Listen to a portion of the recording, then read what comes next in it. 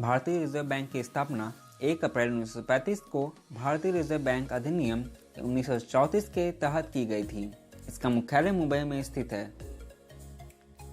भारतीय reserve bank को भारतीय रिजर्व बैंक अधिनियम 1934 के आधार पर मनी मैनेजमेंट की भूमिका प्रदान की गई थी।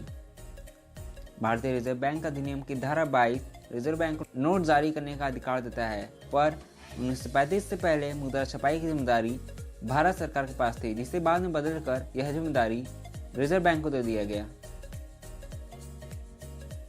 भारत में नोटों की छपाई का काम न्यूनतम आरक्षित प्रणाली मिनिमम रिजर्व सिस्टम के आधार पर किया जाता है। यह प्रणाली भारत में 1957 से लागू है। इसके अनुसार रिजर्व बैंक को यह अधिकार है कि वह आरबीआई फंड में कम से कम 200 करोड़ रुपए मूल्य की संपत्ति अपने पास हर समय रखे। इस 200 करोड़ रुपए में 115 करोड़ का सोना और शेष 85 करोड़ की विदेश संपत्ति रखना जरूरी है। इतनी संपत्ति रखने के बाद आरबीआई देश की जरूरत के हिसाब से कितनी भी बड़ी मात्रा में नोट छाप सकती है, हालांकि उसे सरकार की अनुमति लेनी होती है। मैं धारक को 10, 20, 100 या 50 रुपए अदा करने का वचन देता हूँ का क्या मतलब है?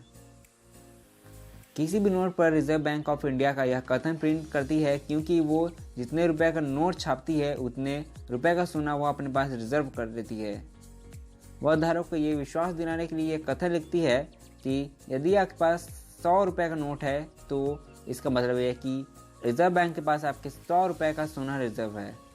इसी तरह से अन्य नोटों पर भी यह लिखा होने का मतलब है कि जो नोट आपके पास है आप उस नोट के धारक हैं और उसके मूल्य के बराबर आपका सोना रिजर्व बैंक के पास सुरक्षित रखा है और रिजर्व बैंक वो सोना उस नोट के बदले आपको देने के लिए वचनबद्ध है।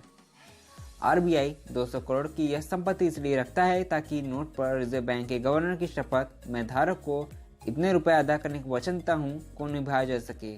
किसी भी विशेष परिस्थिति जैसे गृह युद्ध, विश्व युद्ध या कोई भयानक प्राकृतिक आपदा, मंदी या अत्यधिक महंगाई इत्यादि में भी आरबीआई को डिफॉल्टर घोषित नहीं किया जा सकता है। मतलब जिसके हाथ में भी यह शपथ वाला नोट होगा उसको उतना भुगतान करने का दायित्व आरबीआई का होगा। इसी कारण यदि कोई व्यक्ति किसी सही नोट को लेने से इनकार करता है तो इसका सीधा मतलब है कि वह आरबीआई के गवर्नर अर्थात सरकार के प्रतिनिधि की आज्ञा को नहीं मान रहा है, अर्थात कानून तोड़ रहा है।